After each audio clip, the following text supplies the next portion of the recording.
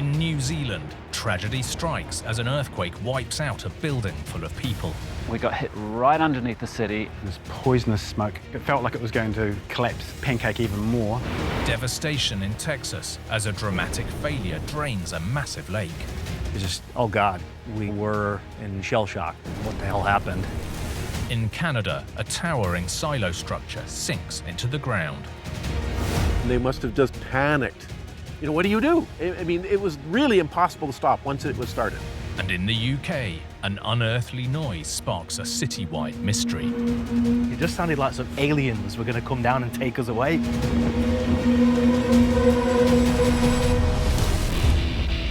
With big builds, even the smallest fail can trigger a huge disaster.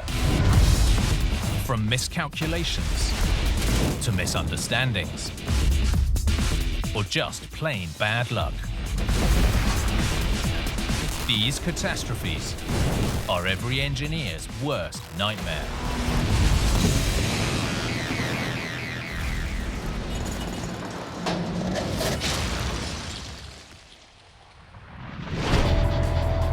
When they build big, engineers have to consider every weapon in Mother Nature's arsenal.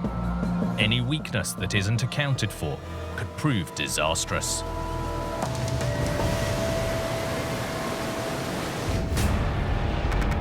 Like this tragedy in New Zealand. Total devastation at the heart of a city. The building is collapsed like a house of cards. It's like it had been pulled down by diggers and smashed up. This disaster exposed a fatal flaw in the structure. When the building flexed, it disintegrates at that point. You couldn't have imagined what shape it was, but it was just completely destroyed. The catastrophic failure left a nation in mourning. This was one of the worst disasters in New Zealand's history.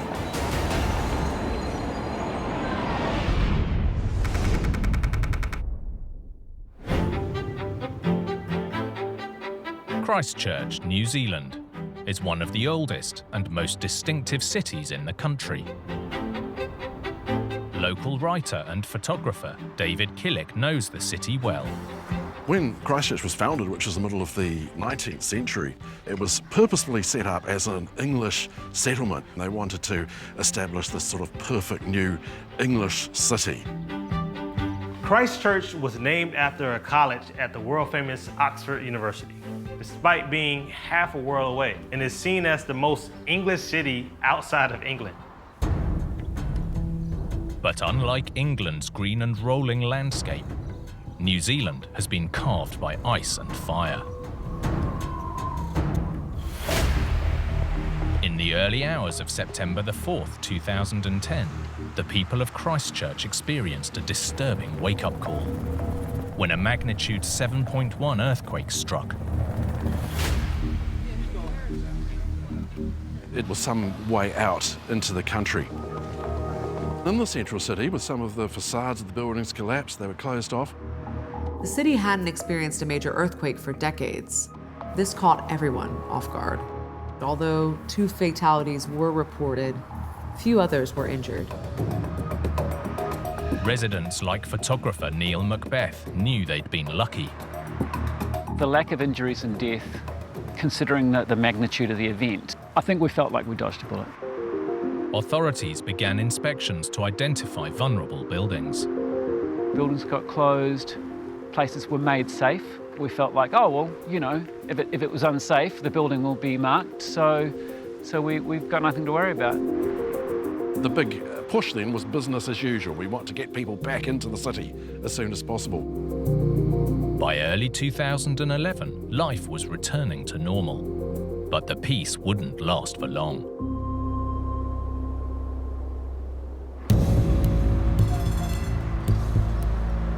Tuesday, February the 22nd, journalist David Killick was in central Christchurch, taking a break from the office. I was working in the press building. It was lunchtime, and I went and visited the central library. At 12:51 p.m, the peace was shattered as Christchurch was rocked by a magnitude 6.3 aftershock. The whole floor swayed underneath me. Some people screamed. I took cover underneath a big pillar. I figured that if that collapsed and I'd had it. Lights went out and thought, oh, this will be bad. And it was a big one. Everyone was in a state of shock. There were alarms all over the city. It was really noisy. There were sirens and the police were coming in very fast, closing off the central city. As people fled, photographer Neil knew he had to get to work.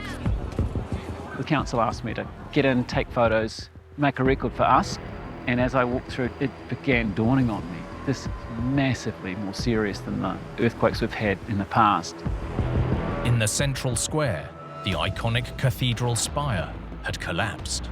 It was just one of this huge array of things that were all going wrong all at the same time. It was brutal. It was just brutal. First responders like firefighter Paul Rodwell felt the shock and immediately took action. There were so many incidents and the radio was so busy you couldn't even talk on it.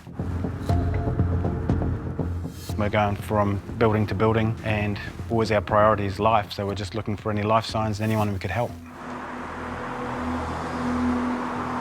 Amid all the chaos, Paul and Neil found themselves on Madras Street, at the scene of one of New Zealand's worst ever disasters.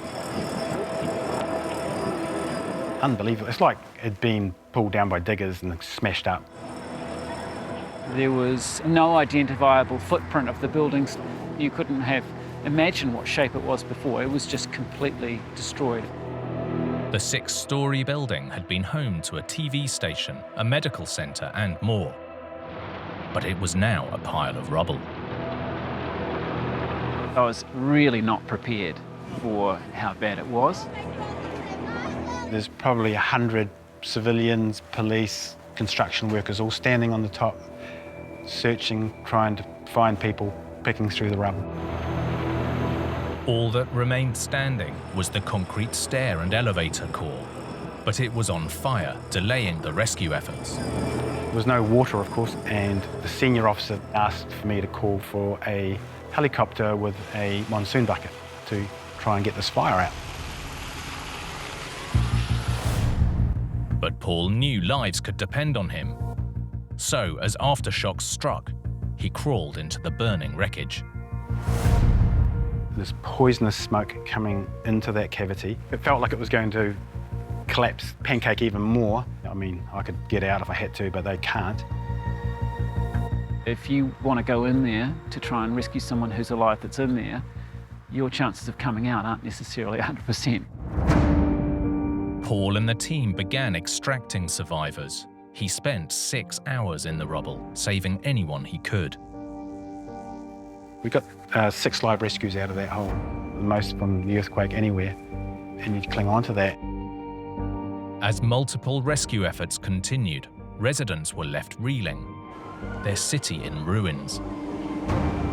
It's a very strange, sad thing to walk through the city that you've spent your whole life in, and for every single thing you look at to be broken. And I'm not kidding, every bit of pavement, every building, everything's broken, and everyone's gone. Across Christchurch, more than 180 people died.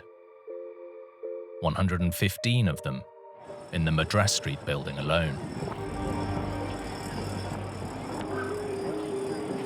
As the nation mourned, the government launched an inquiry. This office building had been designed to withstand earthquakes, so why had it almost completely collapsed? Structural engineer Ashley Smith was tasked with investigating the tragedy. What we're really wanting is what initiated the collapse. So what was the first thing to fail is really the key thing, because often once one thing fails, that tends to fall down and drag other things with it. The first clues came from eyewitnesses who reported seeing swaying and violent twisting at the southeast corner before the building collapsed. Most people said there was what they called a tilt to the east. So this is the east side down here. Something had given out in this quadrant of the building here. The direction and twist of the collapse led investigators to analyze two key aspects of the structure's balance, both its center of mass and center of rigidity, or stiffness. One of the key things about this design is what we call the center of mass of the building.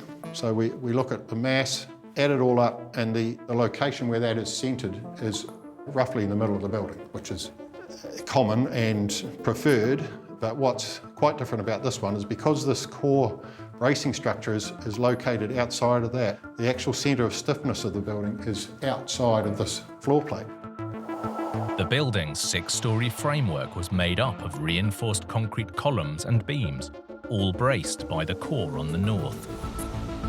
It was placed to the side to keep the interior clear for office space, but here that had created a problem. The building reacts to an earthquake essentially in proportion to its mass. So the ground shakes, the weight of the building is what sways it around. Now there's quite a large distance between centre of rigidity and centre of mass, which causes this twisting action. So what that does is really increases the displacements around this corner. But the lopsided design wasn't the sole cause of this disaster. Ashley and the team discovered a weakness in the supporting columns. So looking down on top of a column, it's got a cage of reinforcement with 6 bars in the middle and some what we call spiral steel wound around the outside of it. The main columns were 40 centimetres wide, with 6 steel reinforcing bars running their length. For earthquake proofing, a steel spiral wound beneath the surface, creating a protective steel mesh. Providing you put enough spiral around the outside can be made to absorb quite a lot of that shock. It will crack, but it won't collapse. The feature of this one here is they only had 6mm spiral, so it's a very thin wire and 250 apart all the way up the column. It's not sufficient to contain that concrete.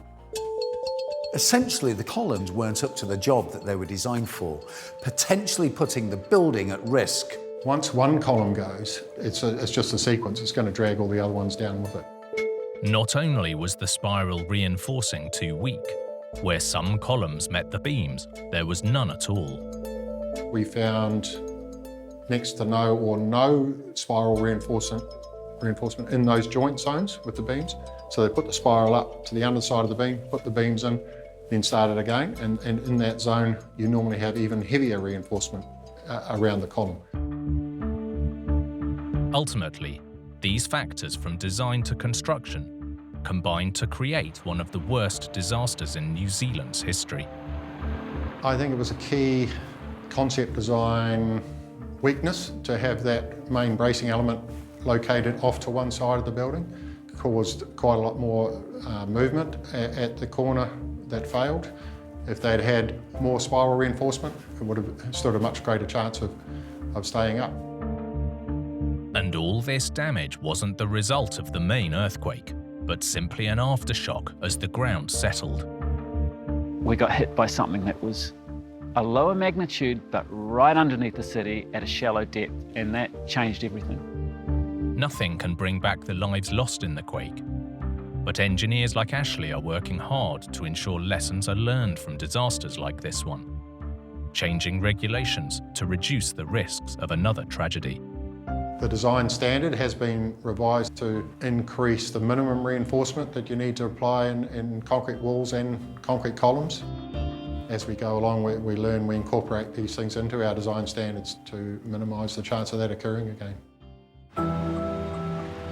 As Christchurch rebuilt after the disaster, residents created a memorial garden on the site of the Madras Street collapse to remember the tragedy that struck on that terrible day in 2011. Now, more than a decade later, the city continues to heal and look to the future. The earthquake, it was terrible in a lot of ways, but in some ways it gave us a step change. It gave us a chance to rethink what the city's about, what we value. It's got a great feeling about it. It's got some gaps, but we're getting there.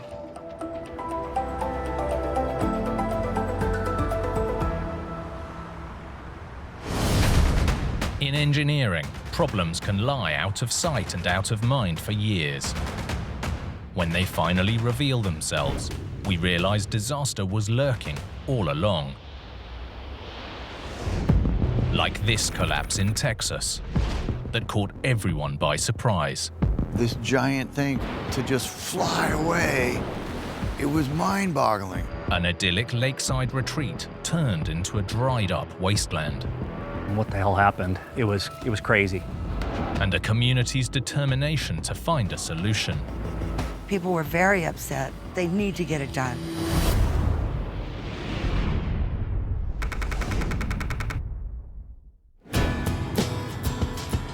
New Braunfels, Texas, lies on the banks of the Guadalupe River, almost 30 miles northeast of San Antonio. The small city was founded over 175 years ago by a German prince. Veteran journalist Eileen Pace knows this quaint town well. Oh, this is a very special place. New Braunfels is one of the fastest growing cities in America. There's a lot of water around here, a lot of recreation. People move here to enjoy the area, enjoy nature. The Guadalupe River runs right through the heart of this historic town. But the really big draw are the lakes to the south. They were created over 90 years ago when the river was dammed to generate hydroelectricity. One of the area's most popular waterfront locations is Lake Dunlap. Lake Dunlap is one of about 5 or 6 dams that were built on the Guadalupe River in order to provide electricity to the area, as well as regulate the flow of the water down the river. These days, the lake provides more recreation than it does power. People love to live on Lake Dunlap. I think there are about 250 different properties right on the lake. Resident Larry Johnson arrived 2 decades ago, drawn here by the lure of lakeside living. Everybody around here are people that appreciate the lake, whether they're fishermen or just recreational boaters. It's a tremendous community, it really is. Watch your grandkids run out the back door all the way down to the dock and jump in the water. There's just nothing like it. Built in 1928, the 11-kilometer-long lake covers an area about half the size of Central Park, with water levels controlled by the Lake Dunlap Dam. This is a river, so water is constantly coming down. A dam holding it back is actually a dramatic piece of engineering. And this dam was built essentially by hand with mules and steam shovels and engineers that use slide rules and pencils. I think is a real testament to their skill. Holding back the water is a 600-meter-long earthen embankment with a concrete core wall. 3 26-meter-wide spillways regulate the water level of the lake, using 4-meter-high movable gates known as bear traps. Resident and Lake Dunlap Water Control Board member Harry Muller knows the antiquated system well. Bear trap gates basically work off of water pressure. You can imagine a cross-section through these gates that are made up of front leaf and a back leaf, and to lower them, they fold down on top of each other. And what lowers them is allowing the water in the cavity to escape. Water is piped in from the bottom of the lake. The pressure lifts the bear trap gates using giant hinges on the riverbed, creating a raised barrier that maintains the required water level. Shutting off the pipes allows water to escape, lowering the trap. The gates are essentially like giant trap doors with a series of huge metal hinges on the lake bed that allow them to raise and lower with the pressure of the water, helping to regulate the lake level.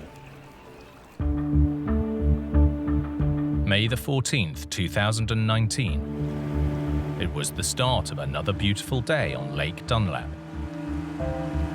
I was actually getting ready to go into town, San Antonio, for a meeting.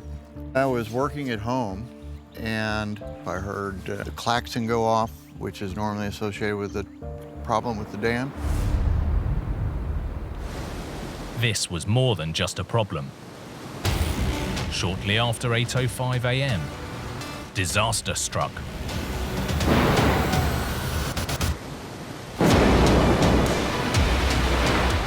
In just 4 seconds, the central bear trap gate had been completely destroyed. 85 feet long, this is not an insignificant thing. To just fly away, it was mind-boggling. We knew that there was a catastrophic issue. One of our gates had failed and had broken loose and went downstream. Lake Dunlap was emptying, fast. There really was nothing you could do. It was gone. At that point, there was nothing to do but just watch the water go down. This was a huge disaster. The lake was losing water at the rate of an Olympic-sized swimming pool every 10 seconds. What residents experienced wasn't flooding, but instead a lack of water where there used to be a lot. In just a few hours, the lake level had fallen more than 2 meters. Larry's dream home, where his children came to play, had become unrecognizable. Normally, the water was just below that second deck. So it was really a dramatic difference. You and I would be underwater right now. Property owner Thor Mitskog heard the devastating news. It was just, oh God, we kind of were in shell shock. What the hell happened? You look around and all you saw was just mud and things standing out of the water. It was a mess. Luxury lakeside living had become a swampland junkyard. You could see all kinds of debris from over the years and floods. We saw an old boat that got caught up in some of the trees. You name it, we pulled it out of this lake. It's amazing over the years what had collected just in this particular area. Thankfully, despite the sudden and dramatic collapse, no one was injured. But the fallout left owners reeling. I couldn't believe that after 90 years of being here, that it could just fail on a perfectly calm morning. So why had this historic dam failed so catastrophically? Local journalist Eileen Pace knew that residents would demand answers. You have to understand, a lot of residents here have lakefront property because it's lakefront property. So naturally, people were very upset. People want their lake back. The first factor officials would investigate was the bear trap gate, designed to carefully control the release of water. But that was difficult, because most of it was now underwater. The River Authority sent a dive team down to evaluate what was left of the destroyed gate and also examine one of the gates next to it that was still intact, while paying particular attention to the hinges. Each oversized metal hinge consists of a casting attached to the concrete spillway and a hinge plate on the gate itself, both connected by a 10-centimeter diameter metal pin. If just one component fails, the report stated the result could be catastrophic. Examining the destroyed gate, the team found that the hinge plates were missing, most likely ripped from the pins. But when they raised an intact hinge from the gate next to it, they discovered something even more shocking.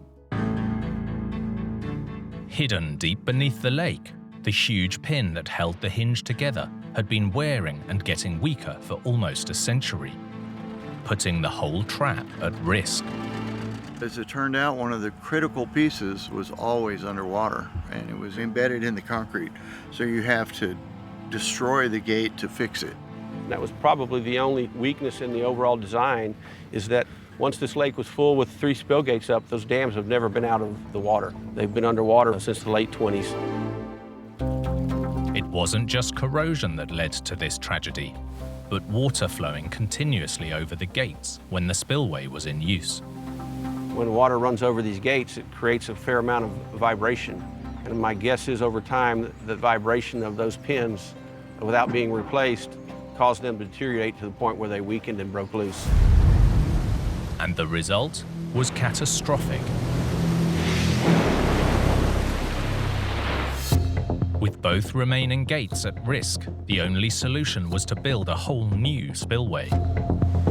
The problem was, the local authorities didn't have the funds to replace it. But for Larry Johnson, this was personal. Immediately, my thoughts turned to my family. And I'll never forget when my granddaughter walked down and she stood on the deck up there and just looked around and started welling up in her eyes with tears. And she asked me, "Grandpa, you're gonna fix it, right?" For residents like Larry and Harry, raising around $40 million wasn't about to stand in the way of bringing their community back. I quickly threw my name in the hat because I had some construction and contracting experience. You know, we've got to do something to help ourselves and our neighbors get this lake back. Incredibly, Harry, Larry, and the others created their own local government authority, the Lake Dunlop Water Control and Improvement District. They then got themselves elected into office so they could raise the money through local taxes. It was a fun challenge. I'm so proud of the people I live on the lake with. With the necessary funds raised, work is now well underway. This time, the old-fashioned hinged bear trap gates will be gone. We're reconstructing the 3 spill gates using newer technology. We're installing what's called hydraulic crest gates, opened and lowered using large hydraulic rams from a hydraulic power unit located in the spill house. One of the most incredible things is how this community pulled together almost immediately. The fact that our dam is being replaced at all, I think, is kind of a miracle. While there's still a long way to go to restore the lake to its former glory, one thing's for sure. The residents of Lake Dunlap have the fighting spirit to get the job done. When the water comes back, I can guarantee you that there'll be a party at every single house down the lake, just like on the 4th of July. When engineers build big, every detail must be checked and double-checked. Miss one thing and the results can be catastrophic. Like this disaster in Canada that almost swallowed this massive structure. They thought it was just going to keep going, and that would have been the end of it. A hidden weakness that gave workers a sinking feeling. This was heavier than 4 Eiffel Towers. Sorting this mess out must have seemed impossible. Leaving engineers fighting against Mother Nature. They didn't give up on it. They said, no, we can fix this.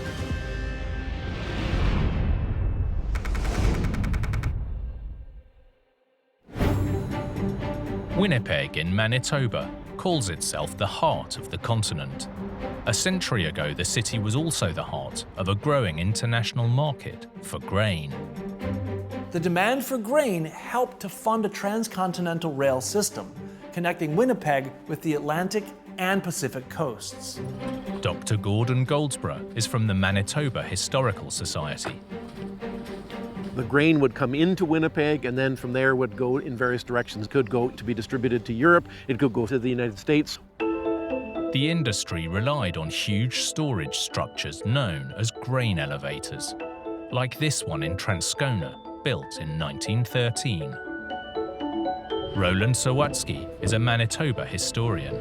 These grain elevators, often referred to as prairie sentinels, you could see them for miles and miles. It was absolutely enormous. It could handle all the prairie grain that was coming, of course, not just from Manitoba, but from Saskatchewan and Alberta, too. Transcona's giant elevator would clean, sort, and store grain destined to ship out via railroad. The idea would be that they would collect grain all over the prairies, wherever farmers were growing it, and they would bring them here. And then once it was ready to go, that's when it would go on to the outside world. Fully loaded with grain, the structure would weigh a massive 50,000 tons.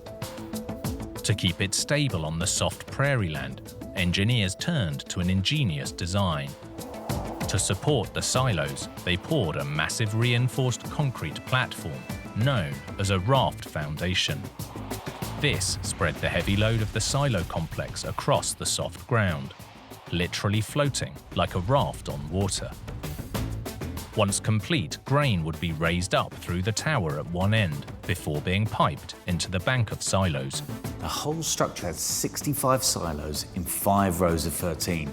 But grain could also be stored in the gaps between the cylinders, giving it a capacity of 1 million bushels, weighing about 30,000 tons.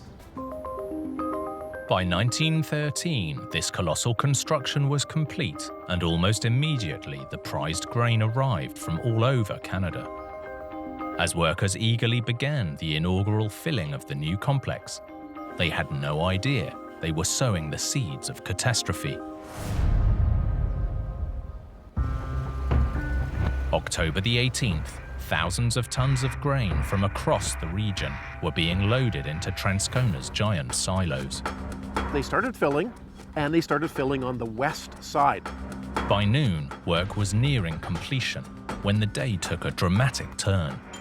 When the silos were nearly 90% full, workers noticed that the entire structure was starting to lean to one side. Not only was the Titanic complex leaning, it was starting to sink along with its precious cargo. They must have just panicked. You know, what do?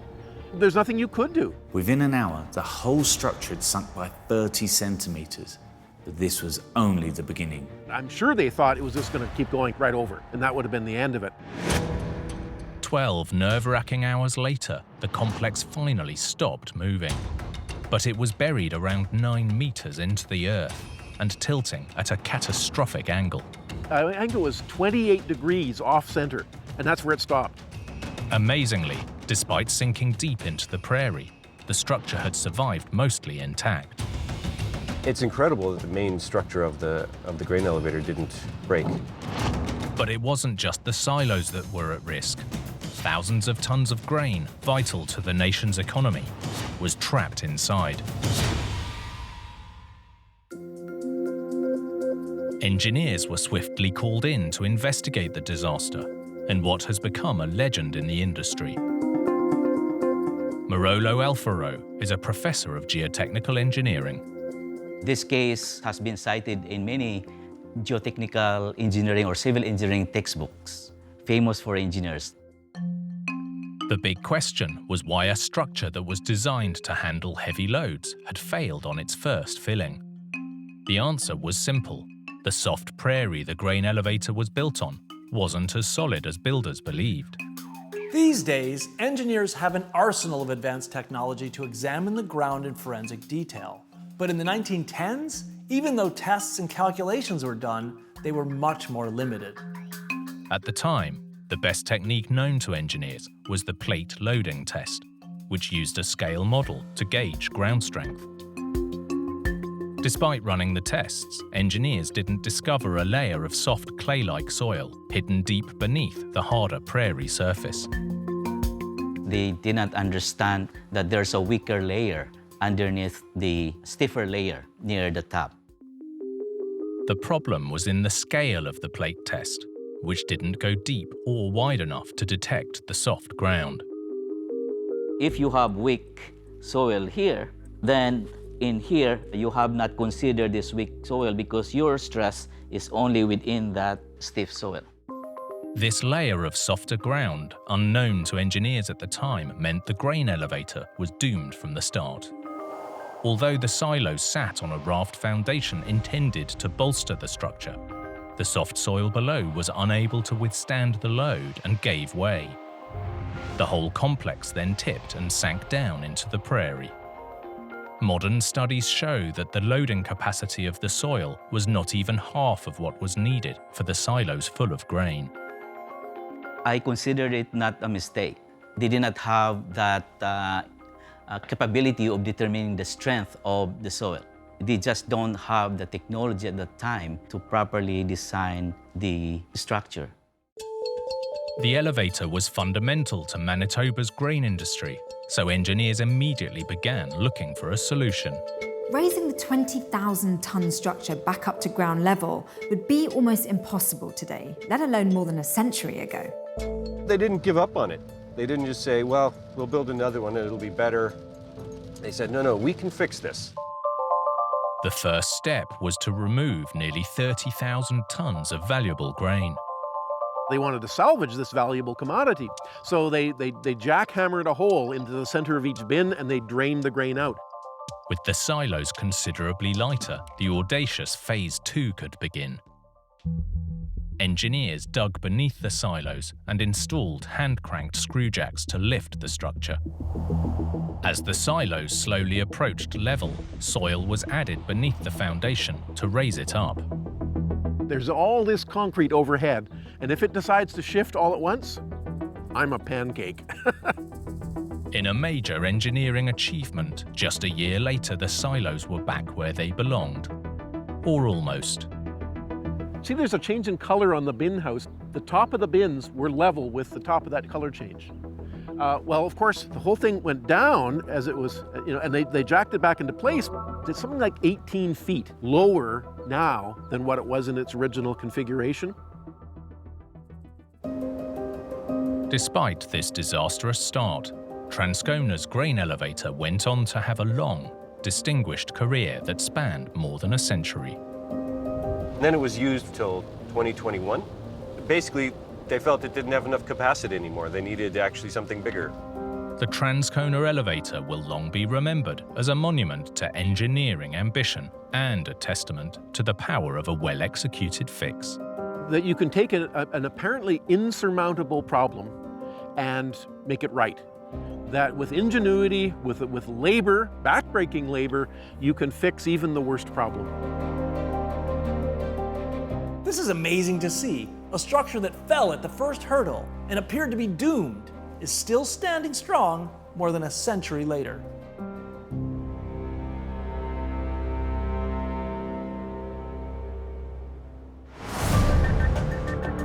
In ever-evolving city skylines, engineers build bold to stand out from the crowd. But sometimes structures draw attention for all the wrong reasons.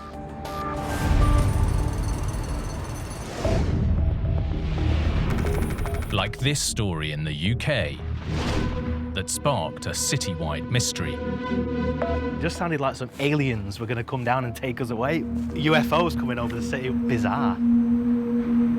An eerie noise causing a major disturbance. People losing hours of sleep, waking up and saying it's a nightmare. Revealing a surprising source of the strange sound. When this building started howling, people wanted to know why.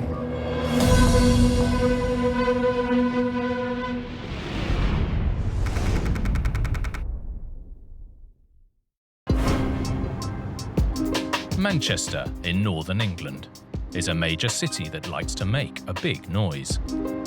Manchester is a vibrant, bustling city and a cultural powerhouse boasting a massively influential music scene.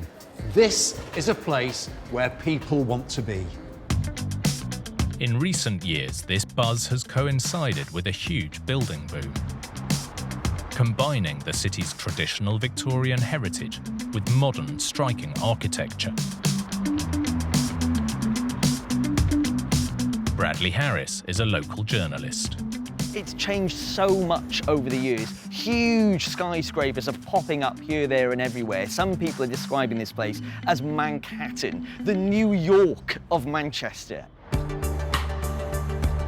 And the high-rise revolution began with this 47-story luxury tower, completed in 2006. At the time, it was the tallest structure in the entire city. Some people see Beetham Tower as the start of Manchester building itself again. At one point, that was the biggest skyscraper outside of London. This isn't just any old apartment tower. It's home to actors, musicians, and soccer stars. There's even a 2-story penthouse with trees imported from Italy. This much sought-after city block isn't just tall. When completed, the £150 million tower was one of the thinnest skyscrapers in the entire world. Trevor Cox is a professor of acoustic engineering.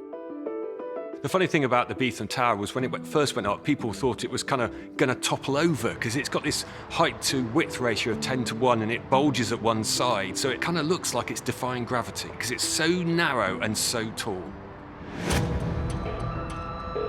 But while this cutting-edge tower is undoubtedly striking, the luxury structure was about to give the city a rude awakening.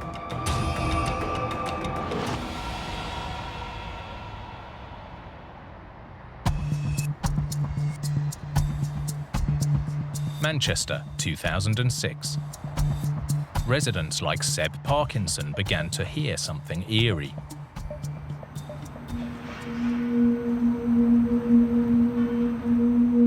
I was sat on this balcony right here, and all of a sudden there was this real weird humming sound coming from somewhere. Caught on camera, a noise was reverberating across the city. It was an incredible noise. I started looking around thinking, where is this humming noise coming from? And I wasn't the only one. And we looked up and we thought, it's Beetham Tower. It must be coming from there. The tuneful tower was causing quite the commotion.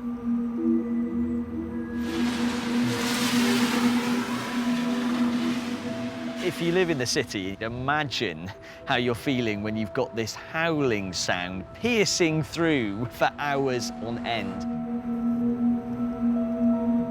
It's proper loud, like just beyond, like deafeningly loud. People across the city can hear it, but it is that loud. In fact, the sound was reported to reach 80 decibels, equivalent to busy traffic, a car wash, or a food blender.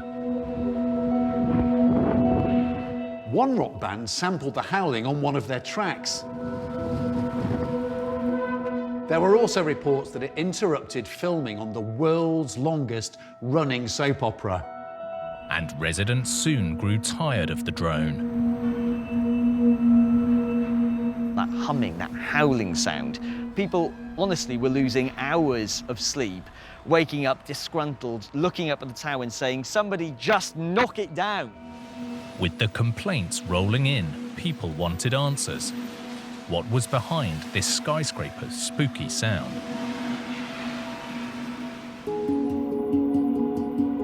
It turns out the cause was sitting in plain sight. The tower's distinctive rooftop fin.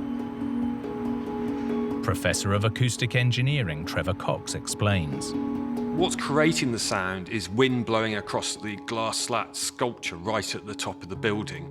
So the wind is catching the edges of those panes and creating turbulence, and that's then creating the noise that the resonance amplifies. Air molecules resonate between the gaps in those panes of glass, creating sound waves. And because it's so high up, there's nothing to stop those waves travelling long distances. The noise is a bit like an aircraft drone. It's the most extraordinary noise. And you can hear it for miles. I can hear it from my home when it was going off originally. That's 4 or 5 kilometres away. People pay a lot of money to live in this city centre, and you know, something that the estate agent doesn't tell you is that, oh, by the way, when it's windy, you're going to get this B-flat humming noise throughout the night, and it's going to ruin your sleep. Over the years, different solutions have been attempted to eradicate the noise. So the first thing they tried to do was they took the glass panes and they put foam down the edges of it. That worked really well, but then it blew off later. So they had to get a permanent solution. So they put some aerodynamic edgings onto the glass, which stopped the turbulence. Adding aluminium edges to the side of the panes helped reduce the problem. And although in extreme winds over 110 kilometers an hour, the sound still rings out, residents have learned to live with the humming high-rise. Do you know what? I'd miss if it went away. It's musical, Manchester's famous for its music. You know, we want it. We don't want it to go away. It's cool. Now we just need a couple more buildings so they can sing in tune.